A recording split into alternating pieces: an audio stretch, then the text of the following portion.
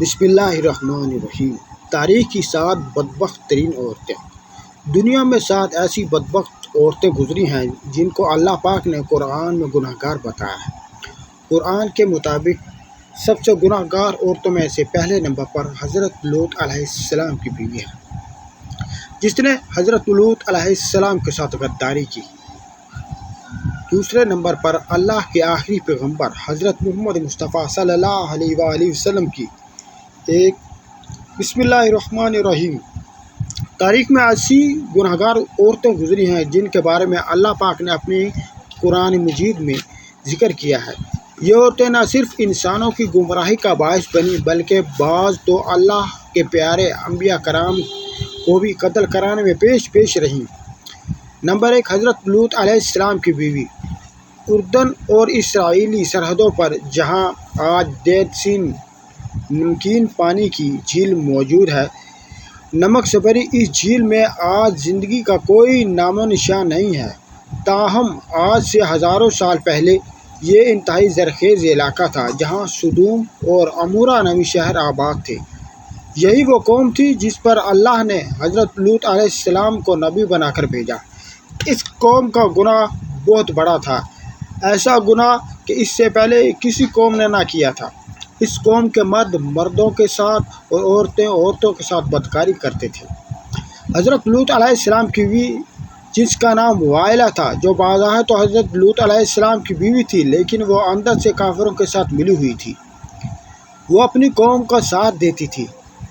اس بیوی کے لیے اور کیا بدنصیبی ہوگی کہ یہ عورت ساری زندگی ایک نبی کے ساتھ رہتے ہوئے بھی اللہ کے حکم کی نافرمان رہی۔ حضرت لوط علیہ السلام کی قوم نے آپ کی باتوں کو ماننے سے انکار کیا تو اللہ کے فرشتے ان نوجوانوں کی صورت میں اس بستی میں ظاہر ہوئے جو حضرت لوط علیہ السلام کے گھر میں قیام پذیر ہوئے۔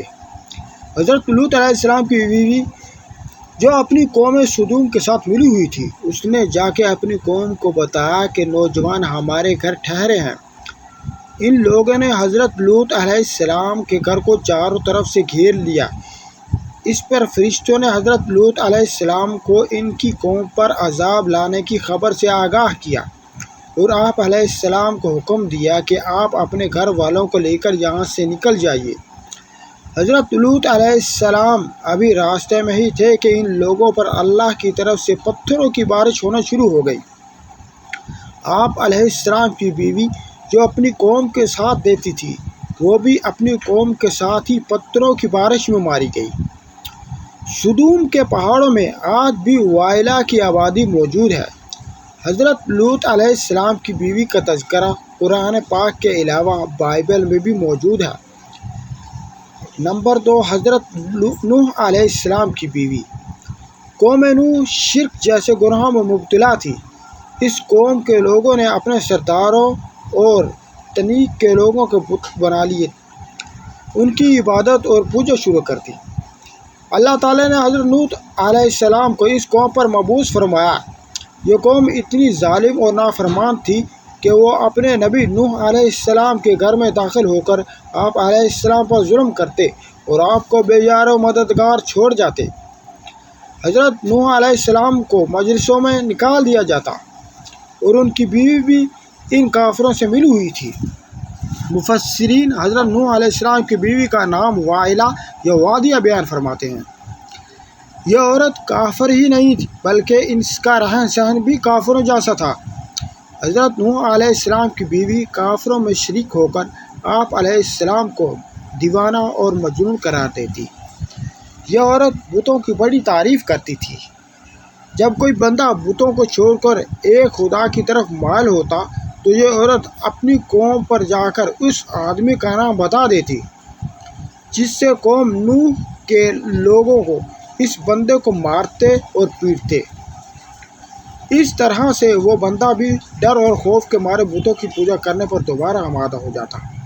وائلہ نامی اس عورت نے حضرت نوح علیہ السلام کے ایک بیٹے یام کو بھی کفر میں مبتلا کر رکھا تھا، لہذا آپ کا یہ بیٹا بھی ماں کی طرح کافروں سے مل کر آپ علیہ السلام کی مخالفت کرتا تھا۔ اللہ تعالیٰ نے اس عورت کی بدبختی قرآن پاک میں بیان کی ہے۔ اور اس کی تفسیر و احوال بائبل میں بھی درج ہے۔ جب اللہ پاک نے نوح علیہ السلام کی قوم پر سیلاب کا عذاب نازل کیا تو آپ علیہ السلام کی بیوی اور نافرمان بیٹا بھی اپنی قوم کے ساتھ برباد ہو گئے۔ نمبر 3، دلائلہ۔ دلائلہ وہ عورت ہے جس کا نام کئی صدیوں سے بے وفائی اور دغا بازی میں مشہور رہا ہے۔ دلائلہ کا ذکر قرآن پاک میں اور بائبل میں پڑھنے کو ملتا ہے۔ واقعہ کچھ یوں ہے کہ حضرت موسیٰ علیہ السلام کی وفات کے بعد بنی اسرائیل کی قوم عمالقہ کے محکوم ہو چکی تھی، تو اللہ پاک نے اس قوم میں بہت ہی طاقتور لڑکے کو پیدا کیا جس کا نام سمسون تھا۔ سمسون اس قدر طاقتور تھا کہ وہ اکیلا ہی 1000 بندوں کا مقابلہ کر لیتا تھا۔ قوم بنی اسرائیل نے اس بندے کی صلاحیتوں اور بہادری کو دیکھتے ہوئے سمسون کو اپنے قاضی کے عہدے پر فائز کر دیا اور سمسون کی طاقت کے ذریعے قوم عمالقہ پر فتح حاصل کرنے کی کوشش میں لگ گئے۔ دوسری طرف قوم عمالقہ سمسون کی طاقت کا راز جاننا چاہتی تھی، اس لیے انہوں نے اپنی قوم کی ایک لڑکی جس کا نام دلائلہ تھا، اس کو سمسون کی بہادری اور اس کی صلاحیتوں کا راز دریافت کرنے کے لیے سمسون کے پاس بھیجا۔ سمسون اس لڑکی کو دیکھ کر پاگل ہو گیا اور اس کی محبت میں وہ دیوانہ ہو گیا۔ اس نے اس لڑکی کو اپنی صلاحیتوں کا راز دے دیا۔ سمسون کہنے لگا کہ اس کی طاقت کا راز اس کے لمبے بال ہیں۔ ایک دن موقع پاتے ہی دلائلہ نے سمسون کے لمبے بال کاٹ دیے، تو اسی رات قوم عمالقہ نے بھی سمسون پر حملہ کیا اور اس کو گرفتار کر لیا۔ پھر ایک دن قوم عمالقہ سمسون کو گرفتار کر کے جشن منا رہی تھی تو سمسون نے اللہ پاک سے دعا کی، اے اللہ مجھے معاف کر دے۔ اللہ پاک نے سمسون کی دعا کو قبول کرتے ہوئے اس کے تمام طاقت واپس لوٹا دی۔ جس ستون کے ساتھ سمسون کو باندھا گیا تھا، سمسون نے اس ستون کو اپنی طاقت کے ساتھ کھینچا تو سارے کا سارا محل زمین بوس ہو گیا، جس کے نتیجے میں دلائلہ قوم عمالقہ کے بے شمار لوگ موت کے گھاٹ اتر گئے۔ نمبر 4، جیزابل۔ جیزابل لبنان کے بادشاہ کی بت پرست بیٹی تھی۔ اس کی شادی قوم بنی اسرائیل کے بادشاہ اخیب سے ہوئی تھی۔ جیزابل نے نہ صرف اخیب کو بت کی پوجا پر لگایا بلکہ تمام ریاست میں ایک خدا کو ماننے کی بجائے بے شمار بت بنا دیے گئے تاکہ لوگ ان بتوں کی پوجا کرتے ہوئے گمراہی سے باہر ہی نہ نکلیں۔ ایک دن قوم کے نیک بندے یرمیہ علیہ السلام نے جیزابل اور اس کے شوہر کو کہا کہ تم سب لوگ بتوں کی پوجا کرنے کی بجائے ایک خدا کی عبادت کیا کرو، اسی میں تمہاری بھلائی ہے۔ اس ظالم عورت نے حضرت یرمیہ علیہ السلام کے ساتھ کھڑے ایک بزرگ پر شدید وار کیا نیزے سے، جس سے وہ وہیں پر شہید ہو گیا۔ تو حضرت یرمیہ علیہ السلام نے اس عورت کو بددعا دی، بہت جلد تیرے حسن و جمیل بدن کو کتے نوچ نوچ کر کھائیں گے۔ اس کے بعد اللہ پاک نے اس قوم پر حضرت الیاس علیہ السلام کو بھیجا، تاہم یہ ملکہ ایمان لانے کی بجائے آپ علیہ السلام کو بھی مارنے کی تیاریاں ہو چکی تھی۔ پھر ایک دن حضرت یرمیہ علیہ السلام کی بددعا رنگ لائی اور ملک اسرائیل پر کی سرحدوں کے قبائلیوں اور وحشیوں نے حملہ کیا۔ ان لوگوں نے ملکہ جیزابل کو زخمی حالت میں سڑک پر پھینک دیا، یہاں تک کہ بہت سے جنگلی کتے جیزابل کے جسم کے ارد گرد جمع ہو گئے۔ کتوں نے اس لاش کو نوچ نوچ کر کھایا۔ نمبر 5، عطالیہ۔ عطالیہ حضرت الیاس علیہ السلام کے دور سے تعلق رکھنے والی جیزابل نامی ملکہ کی بیٹی تھی جس کا نام عطالیہ تھا۔ یہ لڑکی بھی اپنی ماں کی طرح بہت حسین و جمیل تھی، یہ بھی کافر تھی۔ اس کی شادی یہودا کے بادشاہ یہورام سے ہو چکی تھی۔ اس قوم میں ہر جگہ بتوں کی عبادت ہونے لگی۔ اس قوم میں بھی وحشی لوگوں نے حملہ کیا جس کی وجہ سے وحشیوں نے یہورام کو بھی قتل کر دیا، لیکن یہ بادشاہ ایک غار میں چھپ گیا، جس وجہ سے اس غار میں اس بادشاہ کی موت ہو گئی۔ جب وحشی ملکہ عطالیہ اور اس کی بیٹی اغزالیہ کو اپنے ساتھ لے گئے اور ماں بیٹیوں کو بہت ذلیل اور رسوا کرنے کے بعد دونوں کو آزاد کیا۔ اس کے بعد عطالیہ نے بتوں کی عبادت بوجھا کر کے حضرت موسیٰ علیہ السلام کے مذہب پر ایمان لے آئی، لیکن اس تبدیلی کو سال بھی نہ گزرا تھا کہ عطالیہ پھر کفرانہ کاموں میں لوٹ گئی۔ اس کی بیٹی کے قتل کے بعد ملکہ عطالیہ کو ہی سلطنت یہودا کا تاج پہنا دیا گیا۔ اس نے اپنی دولت کے نشے میں آ کر اپنے پوتوں کو قتل کروایا، پھر اپنی رعایا پر بھی ظلم و ستم کرنے لگی۔ تاہم اس کا ایک پوتا جو اس سے جان بچانے میں کامیاب ہو گیا، یہودا کے لوگوں نے اسے اپنا بادشاہ بنا لیا۔ یہ ملکہ عطالیہ اپنے مال کے باہر ہی قوم کے ہاتھوں بہت ہی ذلیل و رسوا ہو کر مر گئی۔ عطالیہ کا ذکر بھی بائبل میں تفصیل کے ساتھ موجود ہے۔ Number 6، Herodias. ناظرین گرامی، ہیروڈیاس کو اگر تاریخ انسانی کی سب سے گناہ گار عورت کہا جائے تو غلط نہ ہوگا، کیونکہ یہ عورت حضرت یحییٰ علیہ السلام کے قتل کی ذمہ دار ہے۔ یہ حضرت عیسیٰ علیہ السلام کی پیدائش سے چند برس پہلے کی بات ہے کہ ہیروڈیاس ایک غریب اور حسین و جمیل لڑکی تھی، فلسطین کے خاندان کی بہو بن گئی۔ ابتدا میں اس کی شادی شہنشاہ کے دوسرے بیٹے ہیروڈوس سے ہوئی اور اسی ہیروڈیاس کے گھر ایک لڑکی پیدا ہوئی۔ تاہم جب وراثت کی تقسیم کے بعد ہیروڈیاس نے دیکھا کہ سب سے طاقتور تو فلپ کے بھائی انٹیپاس کے پاس ہے، تو اس نے بھی اپنے شوہر کو چھوڑ کر انٹیپاس سے شادی کر لی۔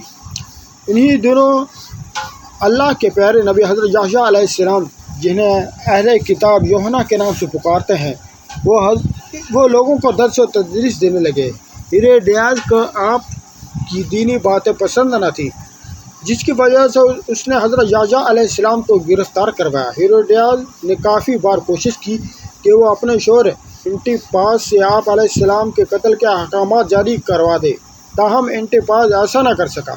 ہیروڈیاس کی بیٹی سلومی جب جوان ہوئی تو اس نے حضرت یحییٰ علیہ السلام کی معصومیت اور نور کو دیکھا تو آپ علیہ السلام پر فدا ہو گئی۔ اس نے آپ علیہ السلام کو گناہ کی دعوت دی، لیکن آپ علیہ السلام نے اس کی طرف آنکھ اٹھا کر نہ دیکھتے۔ اب یہ دونوں ماں اور بیٹی یحییٰ علیہ السلام کے خلاف ہو گئی۔